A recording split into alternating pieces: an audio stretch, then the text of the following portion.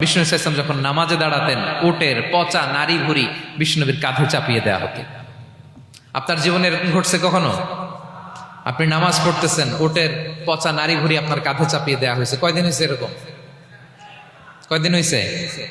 হ্যাঁ, তারপরে তো আলহামদুলিল্লাহ বেরোয় না মুখ দিয়ে।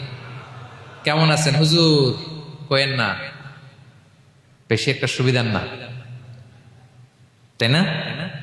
বেশি একটা একটু মিলাবেন। কতটুকু পরীক্ষা আমরা দিয়েছি। তায়েফে গেলেন বিশ্বনবী, তায়েফে গেছিলেন জমির বায়না দিতে, তাই না? জমি কিনবে তায়েফে। তায়েফবাসীদেরকে জাহান্নামের আগুন থেকে বাঁচাতে গিয়েছিলেন, নিজের জন্য না। সেখানে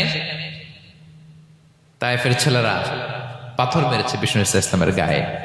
এত শুভ্র দেহ ছিল, চেহারা ছিল, বিষ্ণুবীর গা দিয়ে ঝরঝর করে রক্ত ঝরেছে। ফিজিক্যাল হ্যারাসমেন্টের শিকার হয়েছেন বিষ্ণু ইসলাম। যখন যেদিন বিষ্ণু ইসলামকে হত্যার ষড়যন্ত্র করা হলো, আল্লাহ তাআলার আদেশে তিনি মক্কা থেকে মদিনা হিজরত করলেন। মদিনাতে যেও একটা রাত, সপ্তম হিজরির আগ পর্যন্ত শান্তিতে ঘুমাতে পারেন নাই। 3 দিকে 3 ইহুদি বসতি, বনু কাইনুকা, বনু নদীর, বনু কুরাইজা।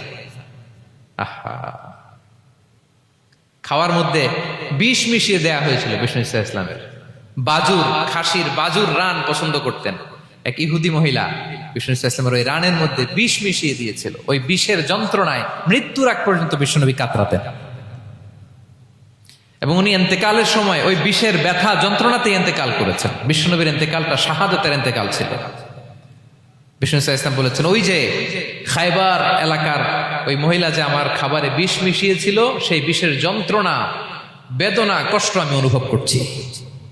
খেয়ে না খেয়ে দিন প্রচারের কাজে নিজেকে দিয়েছ বিলিয়ে, তায়েফের কাফিরেরা চিনল না সে আলো, দুষ্ট ছেলেদের পিছু দিল লেলিয়ে।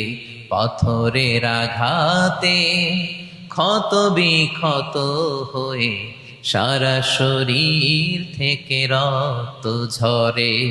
হে রাসূল তোমাকে ভুলি আমি কেমন করে, হে রাসূল তোমাকে ভুলি আমি কেমন করে। হাজার ব্যথা বেদনার পরে ফিরে আসনি তুমি আপন ঘরে, দিনের আলো তুমি।